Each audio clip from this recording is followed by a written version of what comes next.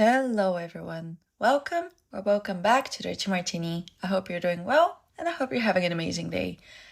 I need to warn you before we proceed that I am kind of getting sick, so if I sound weird or at times I'm just gasping for air or coughing my lungs out, just ignore it. I'll try to mask it with some editing magic, but if halfway through the episode I lose my voice, that's why. No need to worry, everything is fine. It's just that every time the seasons change, just like clockwork, I get sick. Also, because of the two 20-hour trips I got to do to go to and back from Bulgaria with no more than 5 hours of sleep per night for 2 weeks straight, my immune system is like, I'ma head out. And I respect her for this. She doesn't tolerate a toxic work environment, and that's on period. I should listen to her more. But enough of this, let's get to the reason why we're here today. Today, I have a very exciting episode prepared for you and for me, of course. At least I find it funny and exciting and fun. And if you don't find it annoying, then I'd be more than happy. Well, we're off to a great start, apparently, confidence wise.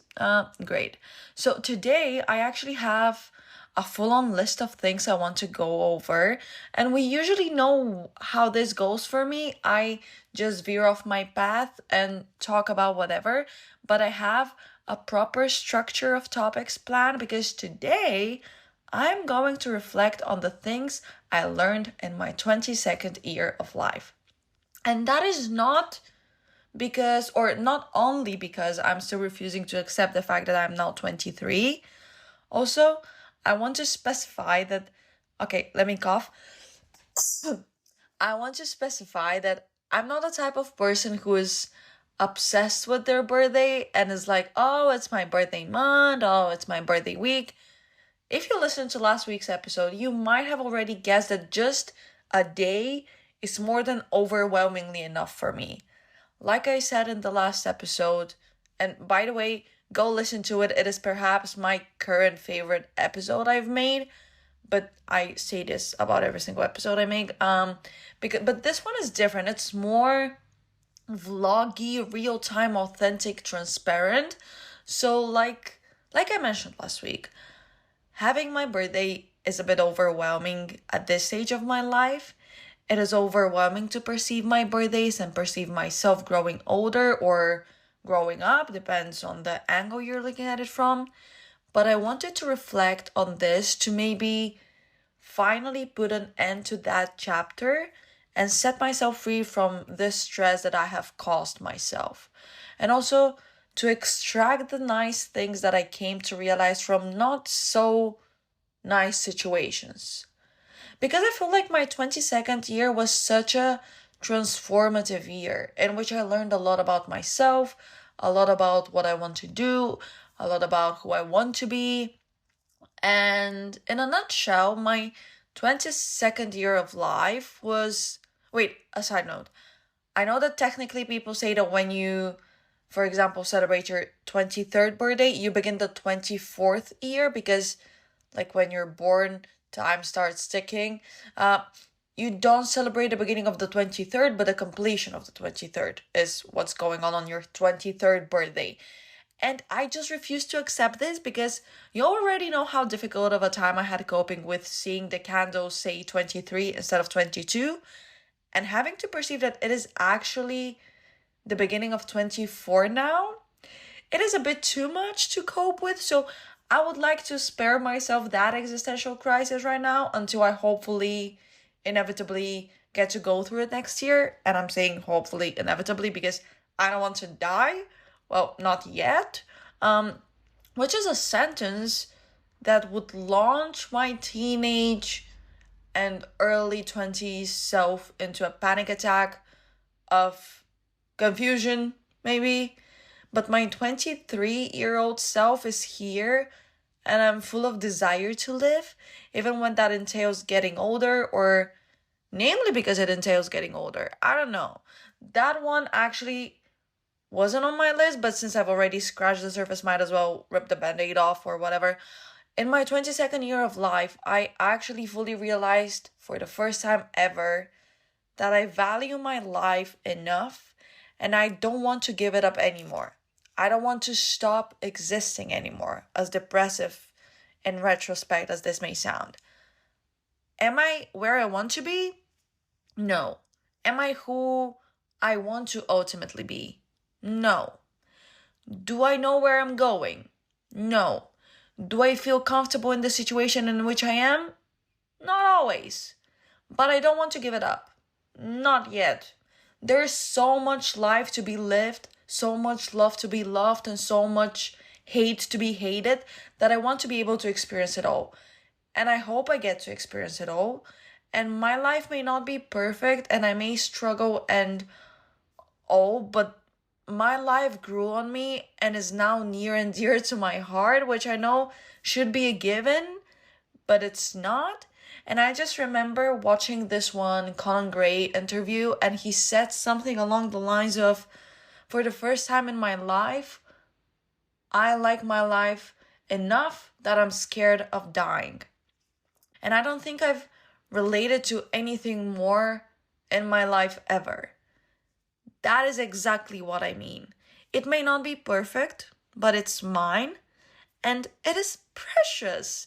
And that's on that.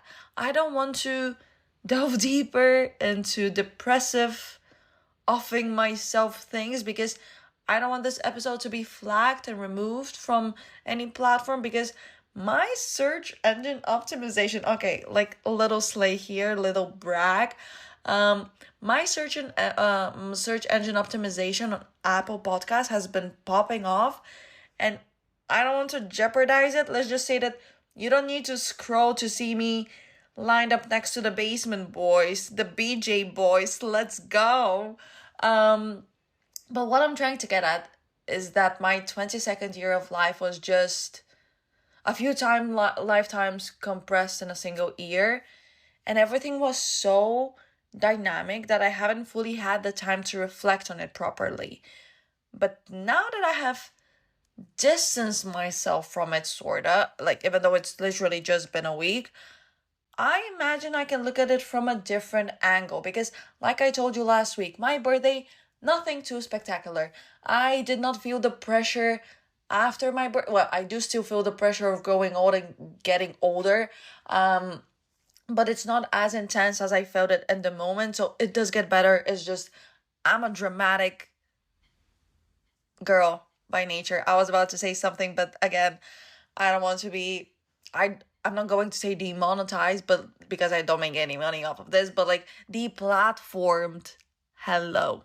So I feel like if I share my lessons with you and share what I learned, and if it helps any of you, then I would be so extremely glad and thankful. I mean, I am already thankful for the things I got to learn because they were so cathartic. I think they will stay with me forever. And I don't mean to sound cocky and all, but I feel like my frontal lobe has been developing. So, like, not that I'm in a rush. Like, I would imagine that at 25, when my frontal lobe fully develops, I will think differently. But, like, I am on the path of frontal lobe development. So, you know what is interesting though? This list that I have with me, like in front of me right now, I just didn't sit and jot it down right now before I started recording. The thing is, this episode has been in the making for months because a few months ago, I came up with the idea for this episode. I came up with it when I first got the slightest hint of growing up existential crisis. So I started writing down my conclusions, so to say, in this little notebook I have where I just write down ideas for the podcast. And I also have some statistics of just like PTSD, trigger warning. I am so happy I don't have to take any statistic courses anymore. I am so ready to leave this in my 22nd year of life. I don't need statistics. I don't want statistics in my 23rd and anything after that. Unfortunately, though, considering that I am doing a marketing degree, they're very much present, like statistics is very much present in every single course I have taken and will have to keep using them. So there's no escaping it for now. But hopefully I get to practice creative marketing and not like data analytics marketing, even though like this is where the money is. But like not everything in life is money, okay?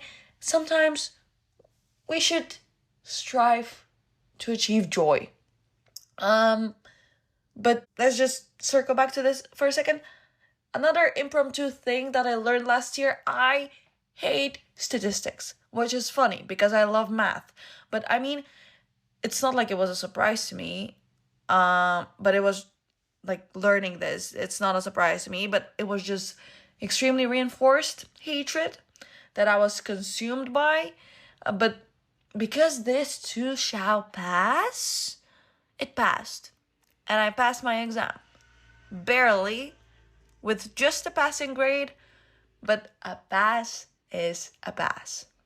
And God, if my high school self heard about my academic performances now, she would be shocked, kinda. Like, I don't think she would understand the mindset I have right now. Not that back then I was putting too much emphasis on my grades, but I was like, not to brag or anything, but maybe a humble brag, I graduated on top of my year. And now I am so mediocre. Oh my God. But the thing is, current me couldn't care less. I am average. Boo hoo. Who cares? Also, maybe it is the fact that I am so exhausted and burnt out from studying for the past 15 years without a break that I just simply don't give a shit anymore. Which is nice because yesterday I had my exam and I couldn't be bothered to be stressed about it because I know I studied, I know I was prepared well, and whatever happens, happens. I don't know if it is maturity or a lack of care at the moment, but I just couldn't be bothered to lose sleep over this. And if you ask me, a win is a win. So anyway, so this list and that notebook I have. So I have these few pages of just things I've written down as lessons that I came to learn over this 1 year. And I just want to go over this list with you. And I realize that every time I say I will be short and concise, short and sweet, Shadow Sabrina Carpenter, is when I end up talking everyone's ear off the most. But this time for real, I am not going to fully elaborate on everything. Like there are things I'm going to talk about that I need to talk about. But not only because of time constraints, but because of my voice also wearing out, I need to be a bit concise. Also, I was supposed to be in bed by now because I need to go pick up my friend from the airport tomorrow morning. Fun stuff. So anyways, but I feel like that is also one of the beautiful things about having a podcast and tuning in weekly. And it's the fact that I get to share me learning those lessons as it happens in real time. You get to see the existential crises and not just me brush over them in a single sentence after a year has already passed. But interestingly enough, despite me exploiting every part of my being here and having no boundaries when it comes to sharing, which I totally should, because I would love to be able to find a career. But at the same time, well, see, the thing is, sometimes I'm like, am I being too harsh when I'm expressing my political views? Am I being too out there when I'm talking about like genocide and stuff? And in moments like these, I'm like, do I regret saying those stuff and speaking my mind? No, I don't. Can it jeopardize my future? It absolutely can. But at the same time, why would I want to work for someone if I don't align with them in that aspect? And at the same time, I'm also like, I can go to bed and sleep well. I can see myself in the mirror and be like, okay with myself having said those things, because I feel like the whole thing is about me speaking my truth, me speaking about my personal experiences, existence, and opinions.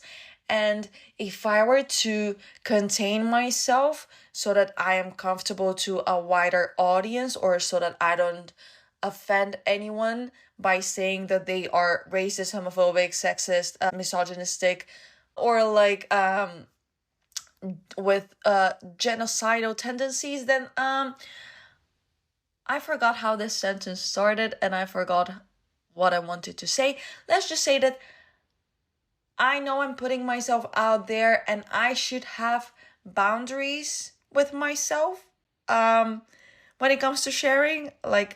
But interestingly, despite all of this, there are certain things I have not shared with you. This is what I was trying to get at. Because I am an oversharer and an overthinker, and how dare I not say them to you right now? So let's correct this mistake right here, right now. Let's just cards on the table. So without further ado, because we have quite a bit to go over and I've already been yapping for like more than 15 minutes and I've literally said nothing so far, I say let's just get straight into it. So, my list. So the thing that is written in red on top of my list is one of the most important lessons that I came to learn. And it is that the same hot water which softens the potato hardens the egg.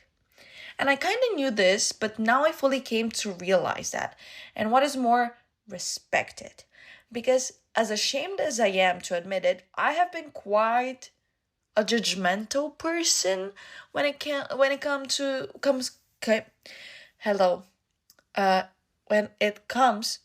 other people. Not out loud, of course, because I am not an asshole. But in my mind, I sometimes have those judgmental thoughts. And I know that we should all be perfect and accepting, but sometimes I am judgmental. And I don't like this. I want to eradicate it. But until I eradicate it, I can just recognize it and deal with it. So I try my best not to vocalize my judgment, because what good would that do?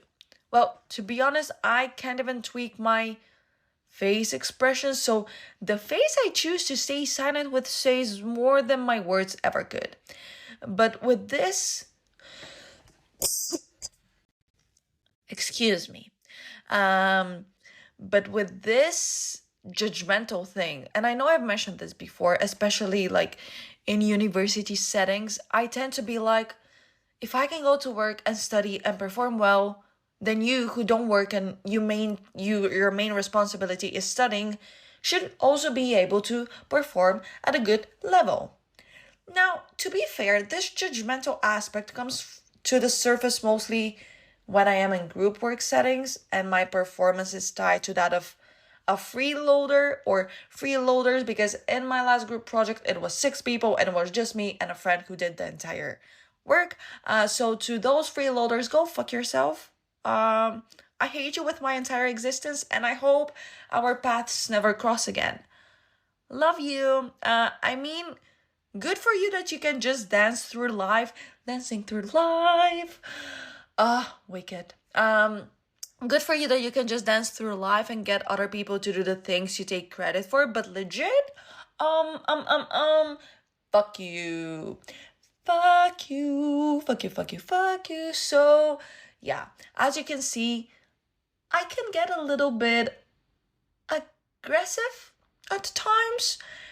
And I know I don't see the entire story. I know there's like so much more beyond the things I see from what people show me.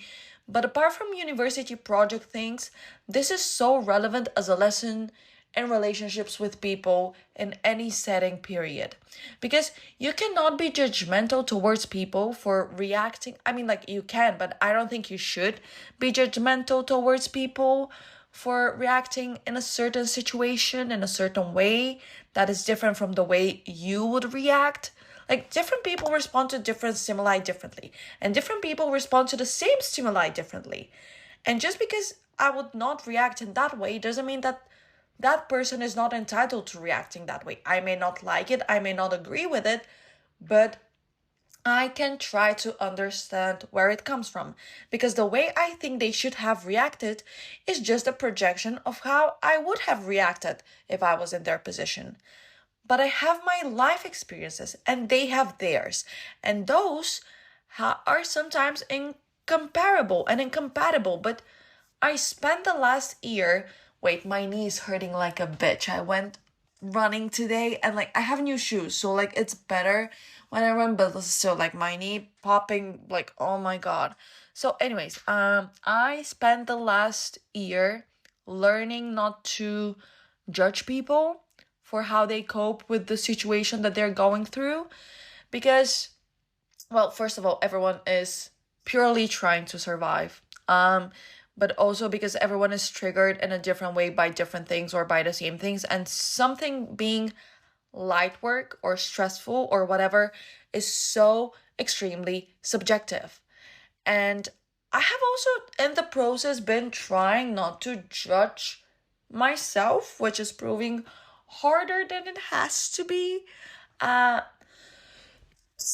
God, excuse me. Like, do I keep those coughs in? Maybe I'll keep like a few in, like cutesy little ones, so that you don't think I'm faking it. Because I feel like every single time I say that I'm sick, you guys probably think I'm faking it. Guys, I'm not faking it. Why would I fake it?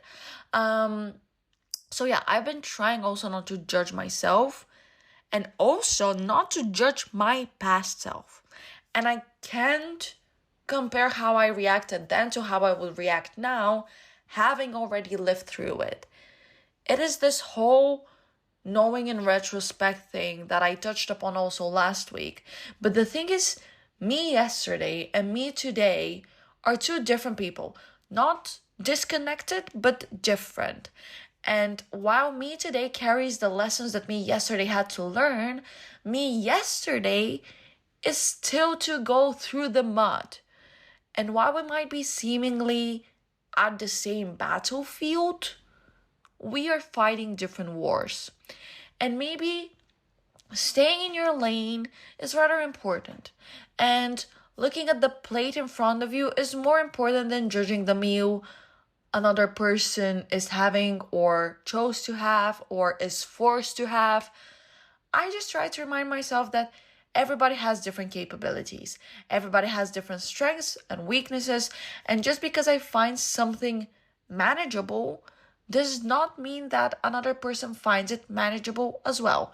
And they should not be scolded if they don't perform according to the expectations which I have set to myself. And it is so difficult for me to apply this in academic settings. But as for emotional relationships, I've been getting better at it. But it is basically, people cannot know better until they do. And it is all situational, of course. It is weird. I just feel like, especially just like scroll through any Instagram section, and we have become such a judgmental society because judging is so easy, especially if it is done anonymously online from a distance with, and you don't see the consequences of your words and your actions.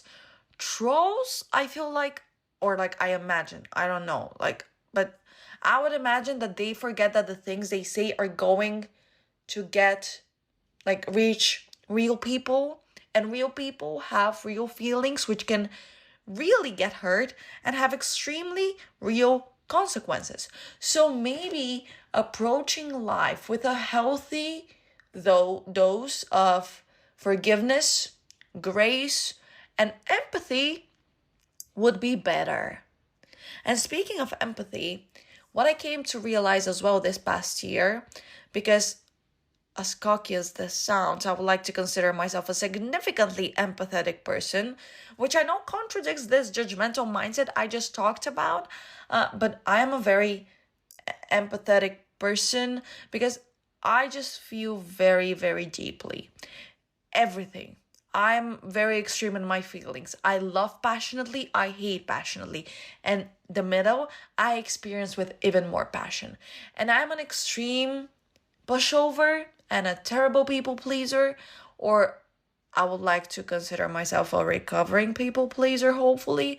although I'm still very much in action, not close to retirement still, but like hopefully nearing it. So what has helped me with like dealing with this over this past year have been these two conclusions that I came to.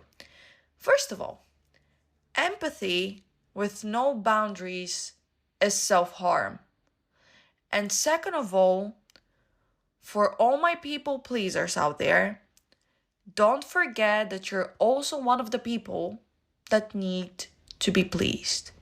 These are still things I'm severely struggling with, but I am getting better and I hope I get to excel at them eventually. But it is not easy, it is not linear, but in the rare instances in which I have practiced self-people pleasing, it has been extremely rewarding, even if it comes with this world crashing sense of guilt. Another lesson that I came to learn, and this one I've experienced throughout the year many times, and it's one that I learned thanks to the podcast. What I'm referring to is the fact that I should not wait for the perfect story to write it down in my pretty notebook. Just use the notebook. Even if the first page is not perfect, even if the story is not perfect, just write it down, just share it, tell it, record it. Don't wait for the perfect moment to come to start living your life. Don't wait for 5 p.m. Don't wait for Friday. Don't wait for summer to start living. Just live. It won't be perfect, but oh wow. Well, it won't be perfect, but it will be real. And on the scale of life, real life, realness weighs far more than perfection. So please, and this is coming from a terrible perfectionist, or to bring it back, I would like to consider myself a recovering perfectionist. So as a perfectionist on the bench, I am telling you, and I know it's so much easier said than done, and like I myself still struggle with it sometimes. I slip up all the time, but just in general, don't wait for perfection. Perfection does not exist, okay? It is a train that is never going to come, and you might miss your destination, which is your life. But you know what train you can catch? And it is one of those nice, luxurious trains that take you through the most beautiful sceneries you have ever seen in your entire life.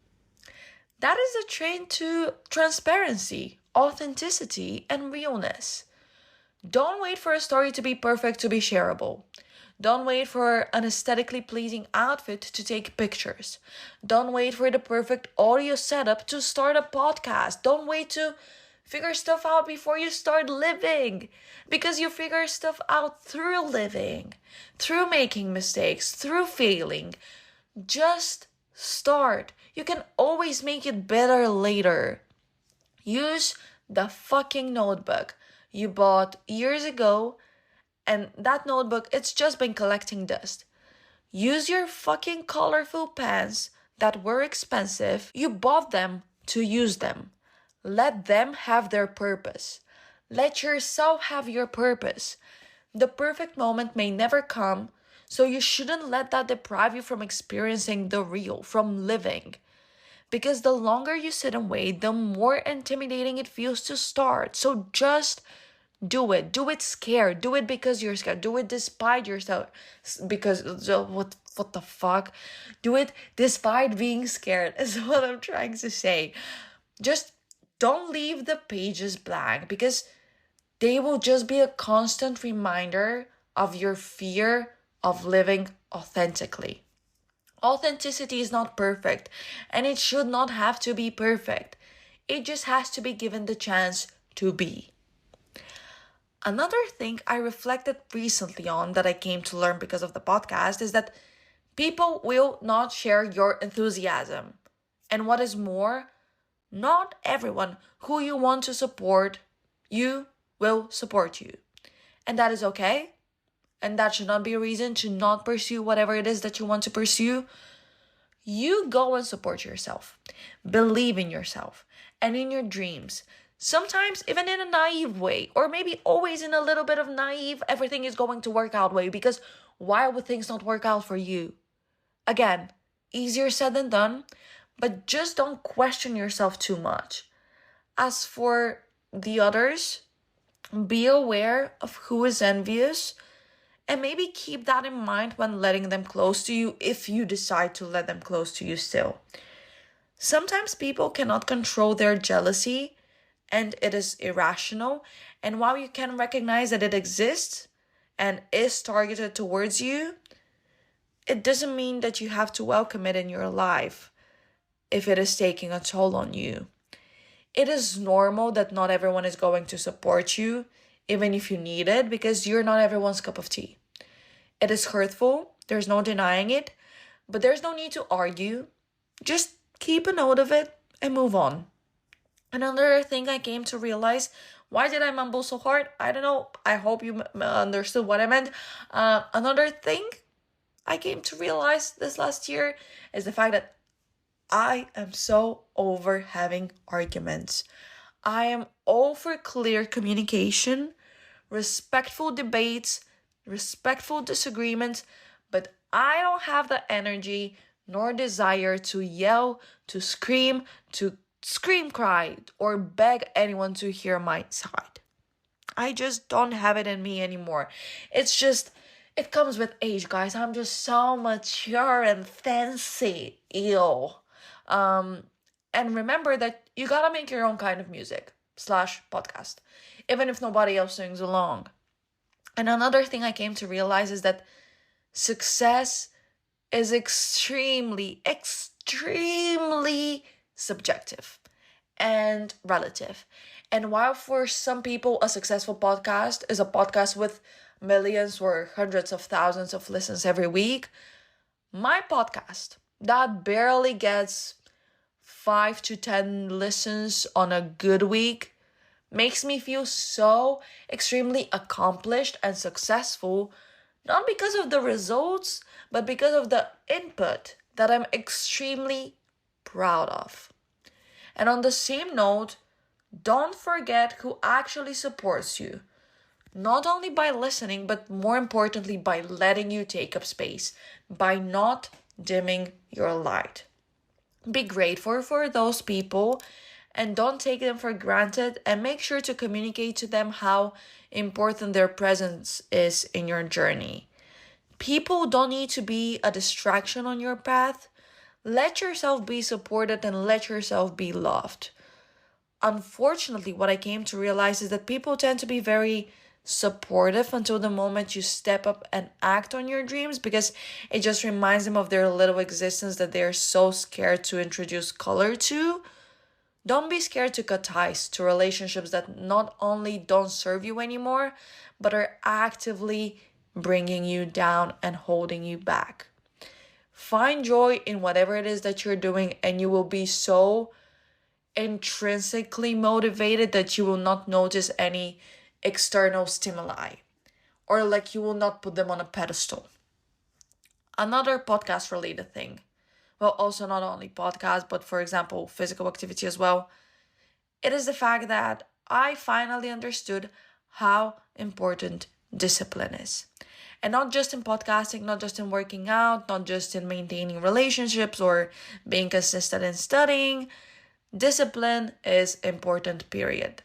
And I have always been a highly disciplined person because of the way I was brought up. I was juggling so many things at the same time. I had to be disciplined to be able to be everywhere all at once. And I was always consistent in whatever it is that I decided to focus on, but only recently have I been appreciative towards how important this discipline is.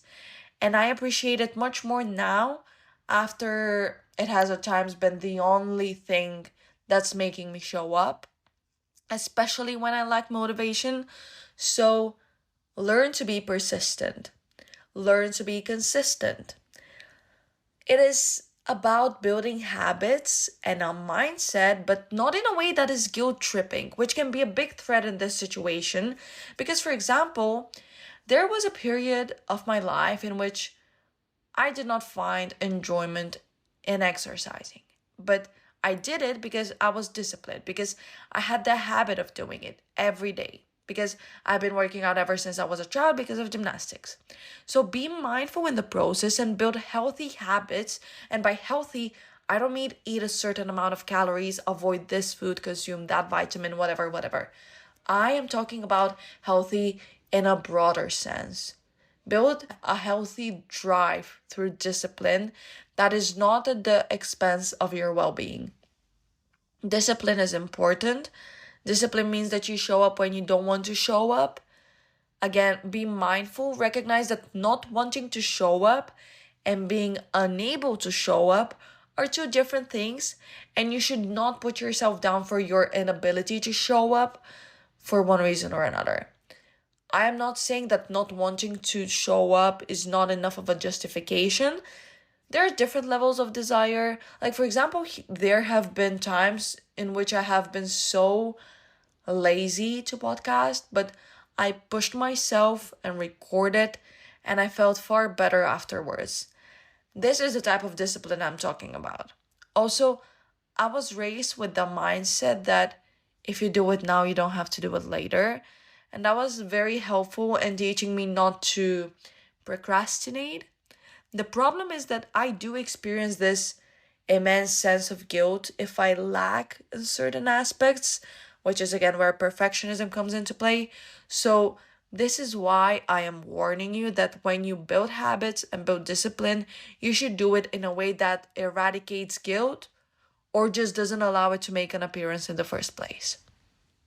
So, since I mentioned exercise, I want to talk quickly about something which I was initially planning on dedicating an entire episode to. And if you want me to elaborate on it further on how I achieved this, why exactly it was caused with specific like details and instances, just tell me.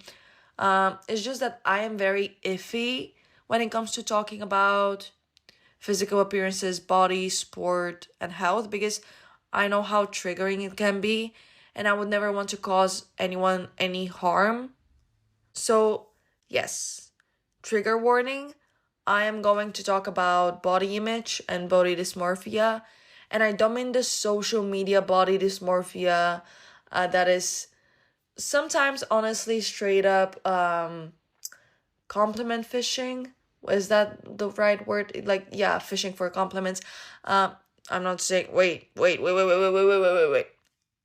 I'm not saying that those are not real, but I'm talking about the all consuming, distorted self perception. So I'll try to keep it brief. It's just, I don't know if you can keep something like this brief because it's so multi layered and multifaceted, and it's like it has so many streams in which it originates and like then disperses. I don't know. I am using English words that I don't necessarily know the meaning of, so let's just continue. So, as a gymnast, as you can imagine, there was a lot of emphasis on the way I looked, what my proportions were, the way my stomach looked, my butt looked, my arms looked, just overall emphasis on the way I physically existed. And because it was so prevalent in my life when I first started perceiving myself, it just primed me to perceive myself in a certain way and to never stop questioning it. The pressure that was put in my immediate life from my coaches and then from the media was immense. And I feel like any girl can relate to this. And because this is the only thing that is being brought to your attention, you forget that you're greater than your body. And in my 22nd year of life, I finally achieved something which I had been working towards for years. I perceived myself as a person and not only as a body. And the thing is, I had never perceived myself as a physically attractive person because in my friend groups, I was never the one to be complimented, the one to be uh, pursued, the one to be, yeah, just eye-catching. Um, and I was complimented on the things I thought, not the way I looked. I was complimented on my qualities as a person. And let me say this before anyone says it. No, this is not victim mentality. I do not see myself as a victim.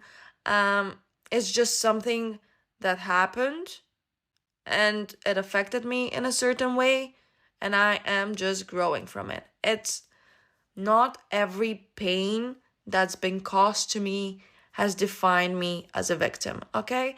I actually refuse to see myself as a victim in any capacity, okay? Okay. And because my brain and my personality were all I had, I just worked on them. And that's the thing I have noticed. People, okay, like don't get me wrong, but people who have been pretty their entire life often haven't had the necessity to develop a personality or a sense of humor, because whether we like to admit it or not, pretty privilege exists. But the ugly ducklings who have a personality and then glow up are the whole package. And I get it, I know it. We should focus on who we are and not on what we look like.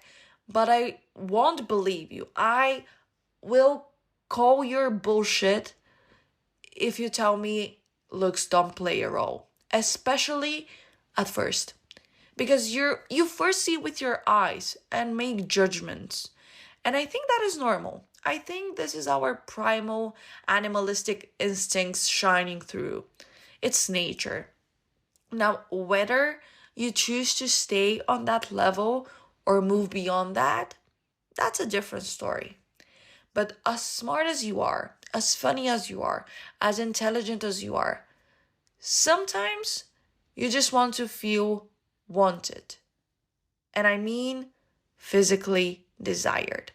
And I felt for the longest time so extremely embarrassed that I wanted to be wanted.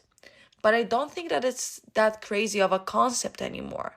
Yes, I am ashamed to admit it sometimes because people call you vain, but you can't please everyone. So the reason I started saying this was because this year I perceived myself as more than just a body.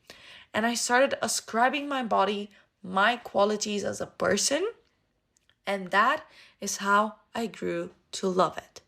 Because I have been exclusively working on becoming what I think is a good person. And in the process, I have been learning a lot about myself and gaining confidence and self love and finding the balance between your physicality and your humanness. That is a very difficult mission, but the journey is a rewarding one. And I remember this very vivid moment where I was back home in Bulgaria. It was the summer, and I have a mirror on my wardrobe door. And I just remember looking at myself in the mirror. It was past midnight, so very late and whatever. And for the first time in my conscious life, for as long as I remember, for the first time, I did not judge myself. Despite having body hair, despite having greasy hair, despite having stretch marks, despite having cellulite, despite having a breakout, having scars and blackheads, despite not having waxed my upper lip and not having done my nails or eyebrows, wearing trashy clothes that are ripped with stains on them, just despite being a human, I did not judge myself. And that moment is when I felt like my frontal lobe developed, even though I was only 22. My self-perception is kind of divided pre and post that moment. And it felt so liberating. It was a world-changing, world-shattering moment that twisted my self-perception and self-appreciation. That's a high that I've been trying to achieve and maintain ever since I've realized that this is something that I could experience in my lifetime, because at a certain point, my self-perception had gotten so bad that I never thought it would get better. But it does get better. It takes a lot of effort, it takes a lot of time, but it does get better. The path is not linear. There are moments when I still cannot stand myself and think the world would be a better place without me, but those are moments. And that's the thing about life. It is a collection of moments. Some good, some bad, but all last just a moment. Everything is temporary because we are temporary. And related to this mind twisting realization that I had, which made me realize I have wasted so much time, so much of my youth, focusing on the wrong thing. In my 22nd year, I was hinted that getting my dream body, because I'm in the best physical shape I have been since I was a teenager. In my late teens, I gained quite a bit of weight. I wasn't overweight or physically unhealthy, but in my preteens and early teens, I had just always been very skinny. And then my body started developing, and I started developing curves. If I don't know, like I just didn't look like a wooden plank anymore. But those curves were judged, especially in gymnastics, but also by myself, because I saw them as too big, too wide, too curvy, too not proportional, too small, too not fitting whatever standard I had internalized.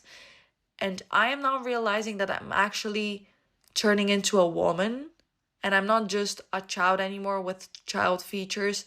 I am turning into a woman, and that is such a privilege, and I should enjoy it. But the thing I'm trying to get at is that I am in the best physical shape I've been in for a while. I don't know if aesthetically, it's just that I came to perceive myself as aesthetically pleasing, if you will. So the idea is that what I came to realize is that this thing that I had been focusing on for years on end, and that I've been spending so much energy and mental capacity on and putting at the epicenter of my existence, did not matter. And it did not matter to the extent in which I thought it would. So finally getting my dream body made me realize that people did not love me more or less because I'm skinnier, because I fit in a size that is a tiny little bit smaller than the one I used to wear a year ago. So also weight fluctuates so much. So getting skinnier did not make people love me more or less.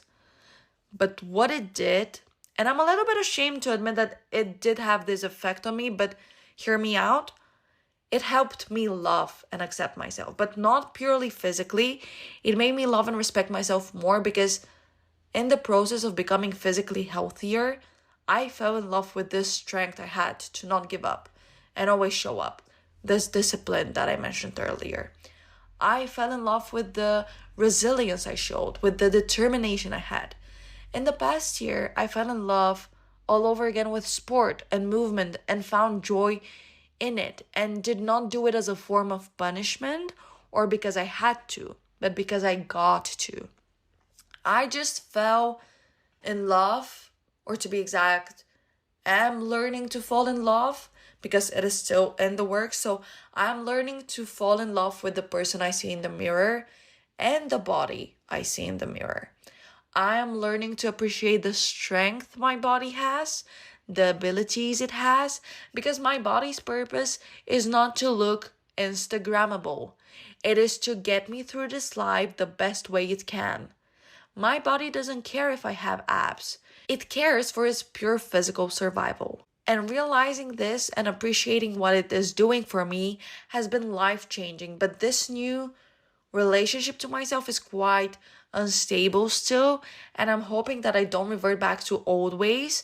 I hope I never lose the respect towards myself and my body.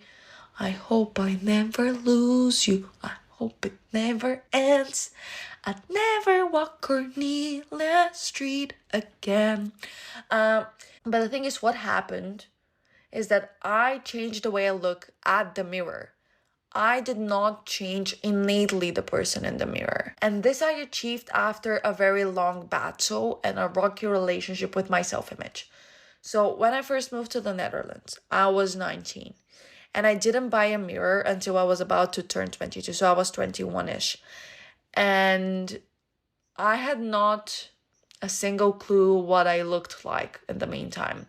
Unless I was in Bulgaria, where I have that mirror on my wardrobe door. In my room here, there's this small mirror I have on top of my sink, but that one is hung very high because, well, Netherlands people are tall. And it's so tall that I barely see my nose in it. And that was extremely liberating because I had no clue what it looked like. It didn't solve the problem in its core, but definitely helped me focus on something else. I still found my ways at the time. I would do fit checks on my phone with front camera. I would look myself in the window, but because the image is blurry and distorted, I did not have a clear perception of what it looked like. And this was an instrument that helped me eradicate this terrible habit that I had, which I can't believe I'm going to share this online for everyone to hear, but this habit I had was every single morning when I would wake up, I would go in front of the mirror, turn to the side, and look at my lower belly and just think, that is too big. That needs to be removed. When in reality, that's just my uterus. And I would just suck in my stomach and say, this is what I should look like. This was and is still so detrimental. And I knew it in the moment, but it was so addictive. And also, it should not be something I start my day with or just dedicate any part of my day to, because I thankfully have a functioning body. And that's all that matters. If I'm being honest, it still happens every single day. Maybe I'm approaching it with a little bit more forgiveness now, but still on the daily, I do this thing like turn to the side, look at your gut, and judge. Maybe not as intensely, but still.